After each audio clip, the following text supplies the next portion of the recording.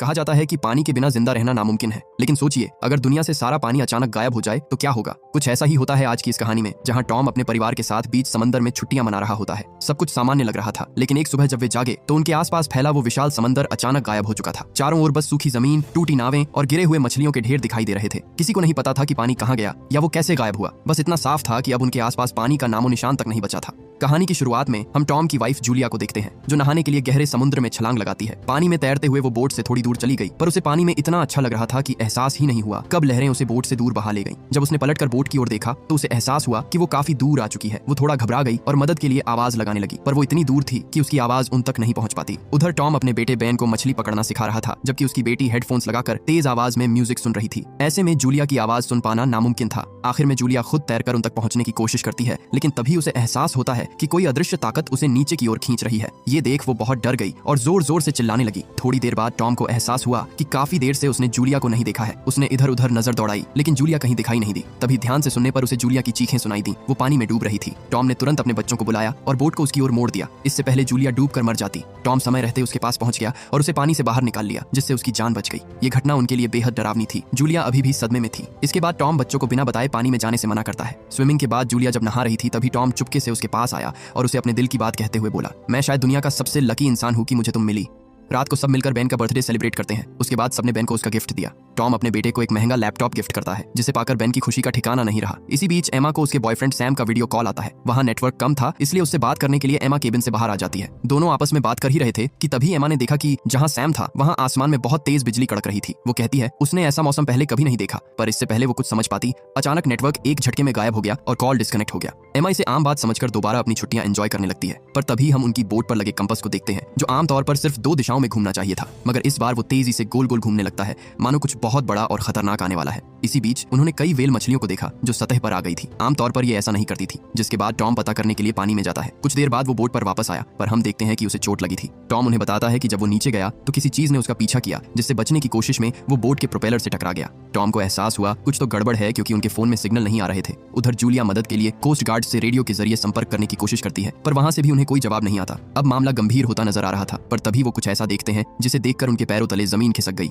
उन्होंने देखा कि ढेर सारे सैटेलाइट अंतरिक्ष से जमीन पर गिर रहे थे। टॉम ने तुरंत अपने बोट को मोड़ लिया ताकि वो बोट को गिरते सैटेलाइट्स के मलबे से बचा सके, पर अचानक उसकी बोट खराब हो जाती है। टॉम चेक करता है और देखता है कि बोट मोड़ने की वजह से इंजन जल गया था, जिस कारण अब वो ज्यादा दूर नहीं जा सकते। ये उनकी किस्मत ही थी कि एक भी सैटेलाइट उनकी बोट पर नहीं गिरा और उनकी जान बच गई। पर मुसीबतें अभी खत्म नहीं हुई थी। अचानक हवाएं तेज होने लगती हैं, जिससे बचने के लिए सभी बोट में छुप जाते हैं। बोट हिलने की वजह से सब इधर उधर गिरने लगते हैं। बेन फिर से गिर जाता है और इस बार उसे चोट भी लग जाती है। अचानक एक तेज आवाज से उनके कानों में दर्द होने लगा, जो बर्दाश्त से बाहर था।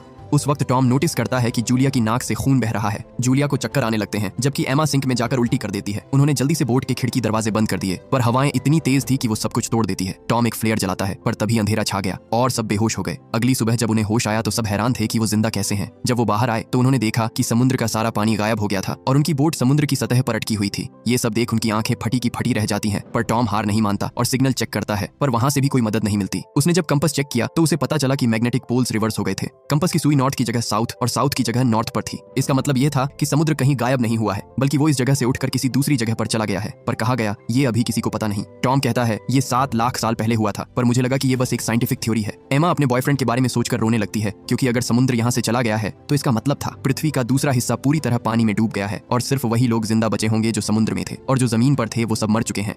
उधर बेन हवा में कुछ गुब्बारे लहराता है ताकि अगर आसपास कोई हो तो उन्हें ढूंढ सके, पर जहां तक उनकी नजर जा सकती थी वहां तक सूखे के सिवा कुछ नहीं था। टॉम ने देखा कि रेडियो काम कर रहा था। उसकी बात नाव नाम के आदमी से होती है, जो एक सबमरीन का कैप्टन था। नाव उसे बताता है मैग्नेटिक पोल्स रिवर्स हो चुके हैं। जब हम गहरे समुद्र में जा रहे थे तभी अचानक समुद्र सूख गया और मेनलैंड के साथ एक हो गया। ऐसा लगता है ये दुनिया इंसान को खत्म करना चाहती है, इससे पहले इंसान इस दुनिया को खत्म कर दे। टॉम पूछता है दूसरे सर्वाइवर्स से बात हुई, पर सामने से जवाब आया कि सारे कम्युनिकेशन खराब हो चुके हैं और मैग्नेटिक मूवमेंट के पैटर्न्स को देखकर लगता है कि जल्द ही पोल्स फिर से रिवर्स हो जाएंगे और सब ठीक हो जाएगा। ये अगले 7 दिनों में कभी भी हो सकता है। उसने उन्हें बताया कि ये बहुत वायलेंट होने वाला है। पानी अपने सामने आने वाली हर चीज को तबाह कर देगा, इसलिए जितनी ऊंचाई पर पहुंच सकते हो पहुंच जाओ। टॉम ने देखा कि दूर दूर तक कोई ऐसी ऊंची जगह नहीं थी, और होती भी तो उनके पास इतना पानी नहीं था कि वो उसकी चढ़ाई कर सके। टॉम ने नाव से मदद मांगी, क्योंकि वो अपनी फैमिली को किसी भी हाल में बचाना चाहता था।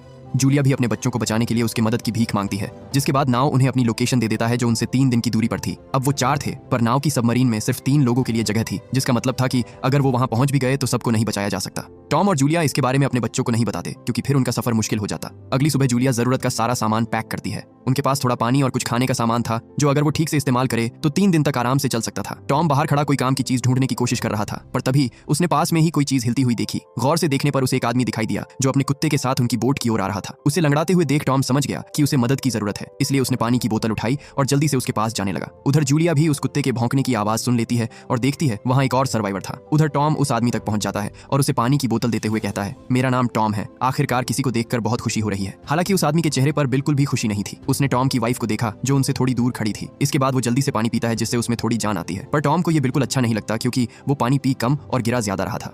हालांकि उसकी हालत देखकर टॉम ने फिर भी उसकी मदद करनी चाहिए। उसने पूछा, क्या तुम्हें चोट लगी है? अगर तुम्हें कोई मदद चाहिए तो मेरी वाइफ डॉक्टर है।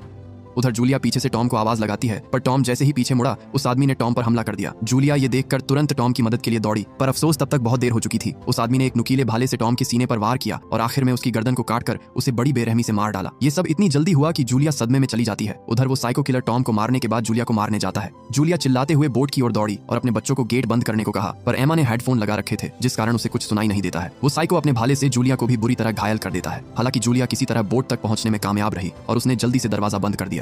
अपनी मां को इतना डरा हुआ देख बेन और एमा भी बहुत घबरा जाते हैं, पर यह वक्त समझने समझाने का नहीं था। जूलिया जल्दी से अपने बच्चों को सोफे में बने एक सीक्रेट कंपार्टमेंट में छुपा देती है और उन्हें एक लोडेड गन देते हुए कहती है, जब तक मैं न कहूं यहाँ से बाहर मत निकलना। उधर वो साइको गेट तोड़ने की अपनी पूरी कोशिश करता है, पर दरवाजा इतना मजबूत था कि टूटने का नाम ही नहीं ले रहा था। इसी बीच जूलिया एक चाकू लेकर नीचे चली जाती है। जब वो साइको अंदर आया तो उसने देखा कि वहाँ कोई नहीं था। कई दिनों से भूखा होने के कारण उसका दिमाग ठिकाने पर नहीं था, इसलिए सब कुछ छोड़ वो सबसे पहले खाना खाता है। उधर जूलिया जो बाथरूम में छुपी हुई थी उसे डर था कि कहीं वो उसके बच्चों को ढूंढ ना ले, पर खुदकिस्मती से उस साइको ने उन्हें नहीं देखा। वो जूलिया को ढूंढते हुए बाथरूम में आया, पर तब तक जूलिया पीछे के रास्ते से भाग चुकी थी। वो आगे बढ़ ही रही थी कि तभी वो कुत्ता जूलिया को देख लेता है और उस पर जोर जोर से भौंकने लगा। इससे पहले जूलिया कुछ समझ पाती उसने उस पर अटैक कर दिया। खुद को बचाने के लिए जूलिया उसे मार डालती है और वापस अपने बच्चों के पास आ जाती है। जब उस साइको ने दर्द में तड़पते अपने कुत्ते की लाश देखी तो वो रोने लगा और ठान लिया कि वो उस औरत को छोड़ेगा नहीं। इसी बीच जूलिया बोट के ऊपर से होते हुए कंट्रोल रूम में पहुंच जाती है, पर तभी उस साइको ने जूलिया को पकड़ लिया और उसे बहुत मारा। जूलिया चाकू तक पहुंचने की कोशिश करती है, पर वो आदमी उसे पीछे खींच लेता है और उसे बालों से पकड़कर उसका मुंह जमीन पर दे मारता है जिससे उसकी नाक टूट जाती है। वो साइको जूलिया के साथ जबरदस्ती करता है और उसका गला दबाने लगता है। इससे पहले वो जूलिया को मार डालता।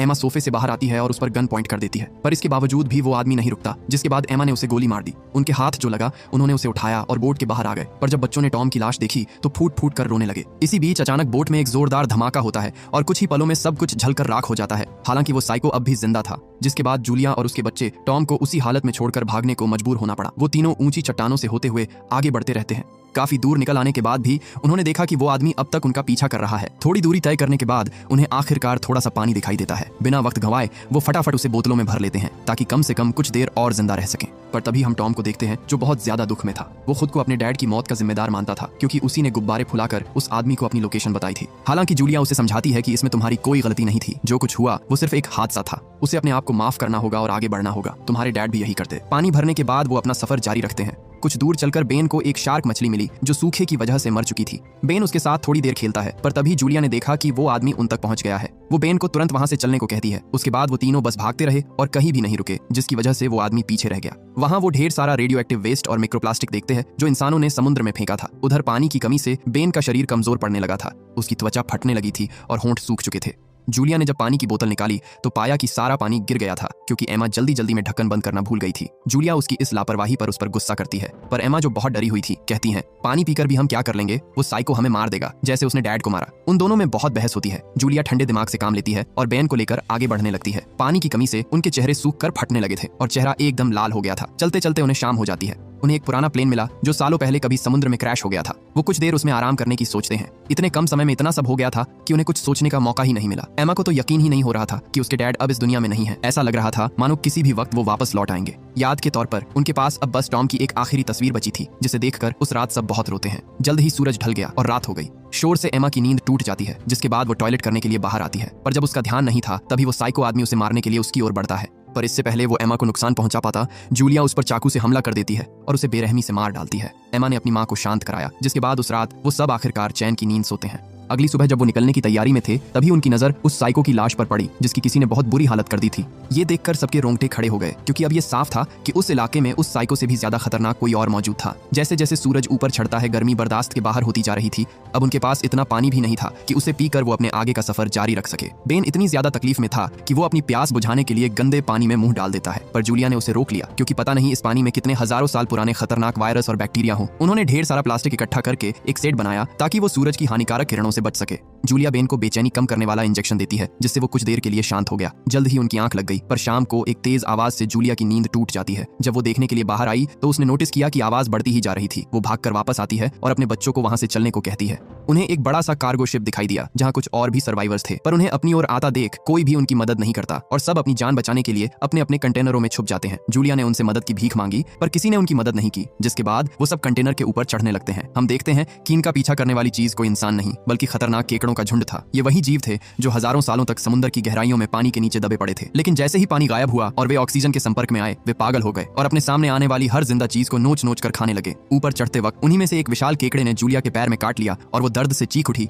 इसी बीच उनका झुंड डैमेज कंटेनर में घुस गया और अंदर मौजूद सभी लोगों को मार डाला। जूलिया अपने बच्चों के साथ ऊपर थी, इसीलिए उनकी जान बच जाती है, पर उसका बहुत ज्यादा खून बह रहा था। जूलिया खून रोकने के लिए अपने पैर पर कसकर कपड़ा बांधती है, पर बहुत ज्यादा खून बहने की वजह से वो बेहोश हो गई। अगली सुबह जब उसे होश आया तो वो खुद को एक रेतीले तूफान में फंसा हुआ पाती है। बेन और एमा वहां नहीं थे, जो देख जूलिया बहुत घबरा जाती है। वो जल्दी से नीचे आई और उन्हें आवाज लगाने लगी, पर सामने से कोई जवाब नहीं आया। उसने हिम्मत तोड़ ही दी थी कि तभी वहां एमा आई जो मदद के लिए बाहर किसी को ढूंढने गई थी। हालांकि उन्हें वहां कोई नहीं मिला क्योंकि सब मर चुके थे। जूलिया वहां पड़ी शॉटगन से एक बुलेट निकालती है और उसके बारूद को अपने घाव पर छिड़क कर उसमें आग लगा देती है। ऐसा करते वक्त उसे बहुत दर्द सहना पड़ता है, पर अब उसे इन्फेक्शन होने का खतरा काफी हद तक कम हो चुका था। इसके बाद वो उन सर्वाइवर्स का सारा पानी पी जाते हैं और बचा हुआ पानी उन्होंने अपने आगे के सफर के लिए बोतलों में भर लिया। जूलिया रेडियो से चैनल 16 पर नाव से कांटेक्ट करने की कोशिश करती है। थोड़ी परेशानी के बाद फाइनली रेडियो से एक कमजोर आवाज सुनाई देती है। कोई दूसरी ओर से रिस्पॉन्ड कर रहा था। पता चला कि ये नाव है, पर उस पर भी उन केकड़ों ने अटैक किया है, जिस कारण वो हर मिनट अपना काफी सारा खून बहा रहा था। जूलिया अपने बच्चों से थोड़ा दूर जाकर धीमी आवाज में नाव से बात करती है और उससे रिक्वेस्ट करती है कि वो बस उसके बच्चों को बचा ले। नाव कहता है, देखो तुमने जल्दी करना होगा, मेरे इंस्ट्रूमेंट की रिकॉर्डिंग के हिसाब से समुद्र अपने तय किए गए समय से पहले वापस आ रहा है। जूलिया ने अपना मैप कहीं खो दिया था, जिस कारण उसे पता नहीं कि उन्हें किस दिशा में जाना है। हालांकि नाव उनकी मदद करते हुए उन्हें ऊपर देखने को कहता है। वो आसमान में एक फ्लेयर गन चलाता है जिससे उन्हें पता चल जाता है कि वो किस ओर था। इसके बाद वो चलना शुरू करते हैं और चलते चलते चट्टानों से बने एक छोटे से पहाड़ पर आते हैं जिसके पार कुछ नहीं सिर्फ और सिर्फ बंजर जमीन थी। पर जब उन्होंने गौर से देखा तो उन्हें वहां एक सबमरीन दिखाई दी। एमा जूलिया से पूछती है कि आप हमसे दूर जाकर क्यों बात कर रही थी, पर जूलिया उसके सवाल को नजरअंदाज कर देती है। अब तीनों चट्टानों से होते हुए आगे बढ़ते हैं, पर वहां नमी इतनी ज्यादा थी कोई भी पत्थर कहीं से भी गिर सकता था। काफी देर तक गोल गोल घूमने के बाद वो फिर से वहीं आ गए जहां से उन्होंने शुरू किया था। जूलिया समझ गई थी कि वो रास्ता भटक गए हैं। उन्हें एक बार ऊपर चढ़कर फिर से सही दिशा का पता लगाना होगा, लेकिन इससे पहले कि वो कुछ कर पाते अचानक चट्टानें टूटकर नीचे गिरने लगी। जूलिया ने तुरंत अपने बच्चों को बचाने के लिए उन्हें दूसरी ओर धकेल दिया, लेकिन इस कोशिश में खुद वहीं फंस गई। मलबे से रास्ता बंद हो गया जिस कारण जूलिया उसे पार नहीं कर पाती। आखिरकार जूलिया ने हार मान ली। उसने अपने बच्चों से कहा, तुम लोग आगे बढ़ो, मैं पीछे से आ रही हूँ। लेकिन एमा समझ चुकी थी कि उसकी माँ झूठ बोल रही है। वो शुरुआत से ही जानती थी कि सिर्फ वही दोनों ही बच पाएंगे। उसने रोते हुए कहा, हम आपके बिना कहीं नहीं जाएंगे। पर जूलिया बोली, मैं जैसा कहती हूँ वैसा करो, तुम दोनों को जाना ही होगा, मैं यहाँ से निकलने का कोई रास्ता ढूंढ लूंगी। आखिरकार एमा और बेन मजबूरी में उसकी बात मान लेते हैं और दौड़ते हुए सबमरीन की ओर बढ़ जाते हैं। वहां पहुंचकर एमा और बेन ने जोर से नाव को आवाज लगाई, लेकिन वो कहीं दिखाई नहीं दिया। जब वो उनके सामने आया तो एमा ने देखा कि उसके जख्म बहुत गहरे थे, इतना कि अब उसके लिए जिंदा रहना लगभग नामुमकिन था। नाव कहता है, बस कुछ ही मिनटों में समंदर वापस आने वाला है, तुम दोनों अंदर चले जाओ, मेरे बारे में मत सोचो, मैं अब नहीं बच पाऊंगा। नाव मरने वाला था, इसका मतलब जूलिया उसकी जगह ले सकती थी, इसलिए एमा वापस जाकर उन्हें लाने का फैसला करती है। उधर हम जूलिया को देखते हैं जो अकेली बैठी रो रही थी, पर तभी उसने फिर से वही आवाज सुनी। हम देखते हैं कि केकड़ों का झुंड एक बार फिर उनकी ओर तेजी से बढ़ रहा था। जूलिया ने उन्हें रोकने के लिए गोली चलानी शुरू की, लेकिन जल्द ही उसकी गोलियां खत्म हो गईं। वो जमीन पर गिरने ही वाली थी कि तभी एमा ने उसकी ओर मदद का हाथ बढ़ाया। जूलिया ने हिम्मत जुटाते हुए ऊपर चढ़कर एमा का हाथ पकड़ा और एमा ने पूरी ताकत से उसे ऊपर खींच लिया। दोनों अब बिना पीछे देखे सबमरीन की ओर भागने लगी, लेकिन तभी केकड़ों का पूरा झुंड उनके पीछे पड़ गया। किसी तरह जूलिया जल्दी से ऊपर चढ़ गई और बच्चों को अंदर जाने को कहा। जैसे ही वे अंदर घुसे, केकड़ों ने नाव की लाश को पकड़ लिया और उसे नोच नोच कर खाने लगे। उनकी डरावनी आवाजें पूरे इलाके में गूंज उठी। इससे पहले कि वो जूलिया तक पहुंच पाते, जूलिया सही समय पर सबमरीन के अंदर घुसकर हैच बंद कर देती है। बाहर का नजारा बेहद डरावना था। वो विशाल केकड़े अब सबमरीन को चारों ओर से घेर चुके थे, मानो किसी पल भी उसे फाड़ कर रख देंगे। पर तभी बेन देखता है कि समुद्र का पानी वापस आ रहा है। जमीन से हजारों फीट ऊंची लहरें अब तेजी से उनकी ओर बढ़ रही थीं। ये नजारा इतना भयानक था कि एक पल के लिए सबकी सांसें थम गईं। वो फटाफट खुद को सीट बेल्ट से कसकर बांध लेते हैं ताकि इस लहर से होने वाली भयानक टक्कर को झेल सके। कुछ ही सेकंड बाद वो विशाल लहर सबमरीन से टकराती है। ये टक्कर इतनी जोरदार थी कि एक ही झटके में उनकी सबमरीन हजारों किलोमीटर दूर जा पहुंची। एमा उल्टियां करने लगती है और जूलिया को भी अजीब अजीब विजन्स दिखाई देने लगते हैं। सब कुछ वैसा ही था जैसा कि शुरुआत में हुआ था। खुदकिस्मती से वो सब बच गए। जब उन्हें होश आया तो सब शांत हो चुका था। जूलिया जब हैच खोलकर ऊपर आई तो उसने देखा कि अब वो किसी अनजान शहर में थे जो पूरी तरह से नष्ट हो चुका है। जूलिया खुश थी कि वो अपने बच्चों को बचाने में कामयाब रही और इसी के साथ ये मूवी यहीं खत्म हो जाती है। अगर इसी तरह की घटना भविष्य में घटे और समुद्र अपनी जगह से खिसक कर मेनलैंड की तरफ आ जाए तो आप कैसे खुद को बचाएंगे? हमें कमेंट बॉक्स में कमेंट करके जरूर बताएं। उम्मीद करता हूं कि इस मूवी की एक्सप्लेनेशन आपको पसंद आई होगी। मिलते हैं नेक्स्ट वीडियो में। Thanks for watching.